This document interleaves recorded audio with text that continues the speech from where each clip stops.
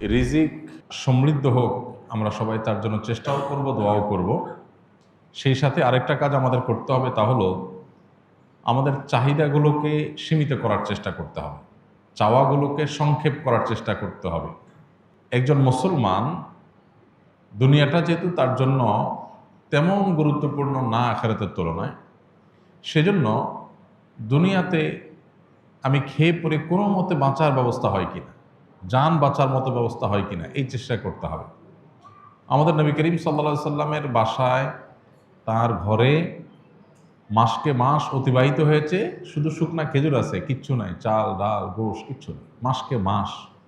আপনি বা আমরা নিশ্চয়ই এর চাইতে বেশি অভাবী না। কিন্তু নবী করিম সাল্লাল্লাহু আলাইহি সাল্লাম কোনোদিন তার অভাবের ব্যাপারে কারো কাছে অভিযোগ করেন নাই। তার মানে ওইটা তিনি মেনে নিয়েছেন যে আল্লাহ তাআলা আমার কি অবস্থা রাখছে, আলহামদুলিল্লাহ। তরকারি নাই, লবণ দিয়ে ভাত খাবো, কাঁচামরিচ দিয়ে খাবো, ভাত দুই বেলা নাই, একবেলা আছে, একবেলা খাবো, ভাত দুই বেলা সবর করবো। এই মানসিকতাটা লালন করলে যেটা হবে, এই যে রিজিকের কষ্ট, যতটা না ক্ষুধার কষ্ট, যতটা না পেটের কষ্ট, তার চেয়ে বেশি মনের কষ্ট। যেমন নাই, মানসিকভাবে আমি ডিপ্রেসড হয়ে যাচ্ছি, অনেকের আছে আমার নাই, পেরেশান হচ্ছি, দুশ্চিন্তাগ্রস্ত হচ্ছি। এই জন্য এগুলো উচিত না, এগুলো যথাসম্ভব দূর করার চেষ্টা করা দরকার। অর্থাৎ আমি আমার নিজেকে চেষ্টা করব আমার চাহিদাকে সংক্ষেপ করার, এবং যে অবস্থা আছে অবস্থা শুকর আদায় করার। সেই সাথে আপনি চেষ্টা করবেন, সাধনা করবেন, মেহনত করবেন এবং সিরিয়াসলি কাজ করবেন। আমাদের অনেক ভাই আছে যাদের রিজিকের কষ্টে তারা ভোগেন, কিন্তু রিজিকের কষ্টটা হয় মূলত বেশিরভাগ মানুষেরই সিরিয়াসনেসের ঘাটতি আছে, অথবা কোনো কাজকে ছোট মনে করেন, তিনি সব কাজ করতে চান না। মন মানসিকতা যদি এভাবে করেন যে আমি যে কোনো হালাল উপার্জনের মাধ্যম পাই সেটা আমি করবো ইনশাআল্লাহ, এক জায়গায় একটা কাজ করছি, সব বেটে বলে হচ্ছে না, সব মন মতে হচ্ছে না, এটাই দুনিয়া, এটা জান্নাত না, এখানে সব মন মতে হবে না। আপনি মনে করছেন অন্য অনেকে কাজ করছে, তারা কত শান্তিতে আছে। আপনি যাদেরকে শান্তিতে আছে মনে করছেন, হয়তোবা তারা অনেকে অনেক অশান্তিতে আছে, আপনি জানেন না। একজন খুব চকচকা অফিসে খুব টিপটপ গাড়িতে চলাফেরা করে, যায় দেখেন ওখানে তার এমন এমন কষ্টের মধ্যে সে আছে যে আপনি চিন্তাও করতে পারবেন না। সবসময় মানুষ অন্যটাকে অনেক বেশি ভালো মনে করে, নিজেরটাকে অনেক কষ্টের মনে করে। এই জন্য যারা রিজিকের কষ্টে আছেন বলে মনে করছেন, তাদের অনেকে আসলেই অনেক কষ্টে আছেন। তাদের প্রতি অবশ্যই সমবেদনা, যে মুসলমান আমরা দোয়া করি আল্লাহ তাআলা তাদের কষ্ট দূর করে দিন। কিন্তু অনেক মানুষ আছেন যারা রিজিকের কষ্টে আছেন বলে মনে করছেন, আসলে তারা সেভাবে রিজিকের কষ্টে নাই। অর্থাৎ এটাকে মানুষ চাইলে এই দৃষ্টিভঙ্গিতে দেখতে পারে যে আলহামদুলিল্লাহ, আমি কিছু মানুষের তুলনায় একটু কষ্টে থাকলেও আবার বহু মানুষের তুলনায় অনেক ভালো আছে, অনেকের তুলনায় আমি অনেক ধনী আছে। যেমন মিডল ইস্টের লোকজন, তারা বেশিরভাগ মানুষই বোতলের পানি খায় অভ্যাস, ছোটো ছোটো বোতলের পানি খায়। বাসা বাড়িতেও তারা, অফিস আদালতে তো প্রায় অলমোস্ট সবাই বোতলে পানি খায়। তাদের অনেক টাকা পয়সা, তারা আমাদের চাইতে অনেক বেশি ধনী দেশ, ধনী সমাজ, সেই হিসাবে তারা বোতলের পানি খায়, এটা তাদের জন্য একটা নর্মাল ব্যাপার। এখন একজন আরাবিয়ান, সে মনে করেন এক কার্টন পানিতে ধরেন 20-40 বোতল পানি থাকে ছোট ছোট, সে এইভাবে পানি কিনে খাওয়ার সামর্থ্য তার নাই। সে গ্লাসে করে ঢেলে ঢেলে বড় জার থেকে নিয়ে তারপর পানি খায়। সে নিজেকে কিন্তু গরিব মনে করে, কারণ তার আশেপাশে সবাই বোতল খুলে ডকডক করে পানি পান করে, সে এটা করতে পারতেছে না। সে কিসের পানি খায়? ফিল্টারের পানি, জার থেকে পড়ে সেখান থেকে সে পান করে। অথবা ফিল্টার করাও লাগে না, তাদের দেশে সব পানিগুলো জারের পানি ফিল্টার করাই আছে, ওইগুলো খায়, মগ দিয়ে খায়। তো মগ দিয়া যে খায়, এটা তার কাছে অভাবই মনে হয়। আহারে, আমি গরিব মানুষ, আজকে ওদের মতো টাকা থাকলে আমি এই বোতল খুলে ডকডক করে গিলতাম, একটা খাইতাম, ফালা দিতাম, আরেকটা ধরতাম। কারণ আমি পারি না, এই জন্য আমি ওই ফিল্টার করা যে জারের মধ্যে পানি থাকে, ওই জার থেকে ঢেলে ঢেলে খাই। এটা হলো গরিবের অবস্থা। আমাদের দেশে সেই গরিবের যদি আপনি তুলনা করেন যে পানি ফিল্টার করা লাগে না, সব ফিল্টার করা আছে, শুধুমাত্র ডাইলা খাওয়া।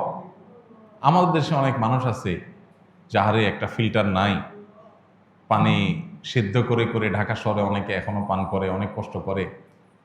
আমার যদি ফিল্টারের ব্যবস্থা থাকতো, অথবা ফিল্টার করা ছাড়া এরকম ডাইরেক্ট ফিল্টার করা পানি পাওয়া যাইতো, ডাইরেক্ট খাওয়া যাইত, তাহলে আমি ধনী হতে পারতাম। তাহলে এর কাছে ধনীর সংখ্যা কিন্তু বোতল খাওয়া না, এর কাছে ধনীর সংখ্যা হলো ফিল্টারের পানি পাওয়া।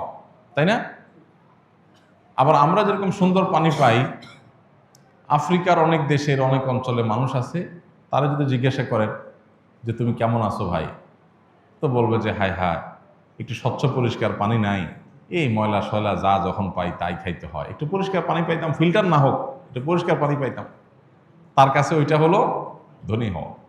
তাহলে পৃথিবীতে সবাই ধনী সবাই গরিব, সবাই ধনী সবাই গরিব, এটা তুলনামূলক ব্যাপার। আমি যখন আমার চাইতে উপরের দিকে তাকাবো তখন মনে হবে আমি গরিব, আবার যখন আমি আমার নিচের দিকে তাকাবো তখন মনে হবে আমি ধনী। নবী করিম সাল্লাল্লাহু আলাইহি সাল্লাম আমাদের এই সমস্যার সমাধানের জন্য দৃষ্টিভঙ্গিটা পাল্টাতে বলেছেন। অর্থাৎ তিনি বলেছেন যে তোমরা দুনিয়ার ক্ষেত্রে তোমাদের চাইতে যারা উপরে আছে তাদের দিকে না চেয়ে যারা তোমাদের চাইতে নিচে আছে, কষ্টে আছে, তাদের দিকে তাকাও। তাদের দিকে তাকালে তোমার কাছে মনে হবে আলহামদুলিল্লাহ আমি তো অনেক ধনী, আমি তো ময়লা পানি খাওয়া লাগে না, আমি তো আলহামদুলিল্লাহ স্বচ্ছ পানি পাই, একটু ফিল্টার করে খেতে পারি। তো এই দৃষ্টিভঙ্গিটা আমাদের দুনিয়ার ক্ষেত্রে লালন করতে হবে। দিনের ক্ষেত্রে, আমলের ক্ষেত্রে হলো উল্টা। সেক্ষেত্রে হলো আমি আমার চাইতে যারা উপরে আছে তাদের দিকে তাকাবো, তখন মনে হবে আমি আর কি এমন আমল করলাম, আমি আর কি এমন ভালো কাজ করলাম। তো আল্লাহ তাআলা আমাদের এই দৃষ্টিভঙ্গিকে পরিবর্তন করার তৌফিক দান করুন।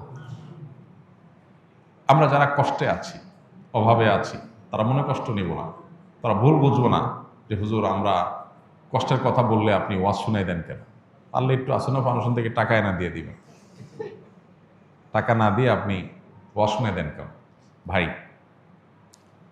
টাকা আসন্ন ফাউন্ডেশনের টাকা এভাবে দিতে পারবো কি পারবো না সেটা তো ভিন্ন আলাপ, কিন্তু টাকার চাইতে বড় সলিউশন হলো এই মানসিকতার পরিবর্তন। এটা হলো আসল ট্রিটমেন্ট, স্থায়ী ট্রিটমেন্ট। টাকা আজকে দিলাম আপনাকে আমি বা অন্য কেউ দিল, আপনার সমাধান হলো সমাধান, আবার সমস্যা আসবে, আবার সমস্যা হবে। মানসিকতা যদি পরিবর্তন করে নেন দেখবেন যে আপনার ট্রিটমেন্ট নিজেরটা নিজে করতে পারবে। বেশিরভাগ ক্ষেত্রেই মানসিকতা পরিবর্তন করে আমাদের অভাবে আসি যে এই মানসিকতাই দূর করা সম্ভব। আমি অভাবে নাই, আমি অভাবে নাই আলহামদুলিল্লাহ, বহু মানুষের তুলনায় আমি ভালো আছি আল্লাহ শুকর। তাহলে আপনার মানসিকভাবে যে কষ্টটা এটাই দূর হয়ে যাবে। বাকি কষ্ট যেটা আছে সেটা দূরের জন্য সিরিয়াসনেস, আল্লাহর কাছে দোয়া, সঠিকভাবে চেষ্টা করা, বুঝে শুনে পা ফেলা, বুদ্ধিমান অভিজ্ঞতার সাথে পরামর্শ করে করে ইনিশিয়েটিভগুলো নেওয়া, ইনশাআল্লাহ এগুলোর মাধ্যমে বেশিরভাগ দারিদ্র্যের মোকাবেলা করা সম্ভব ইনশাআল্লাহ। আমরা দোয়া করি আমাদের এই ভাইয়ের জন্য, ওসমান গরের জন্য, আল্লাহ তাআলা তাকে হালাল রিজিকের, বরকতময় রিজিকের ব্যবস্থা করে দিন। আর অনেক ভাই অনেক কষ্টে আছেন রিজিকের, আল্লাহ তাআলা সবার জন্য ব্যবস্থা করে দিন। আস-সুন্নাহ ফাউন্ডেশন, উম্মার স্বার্থে সুন্নাহর সাথে।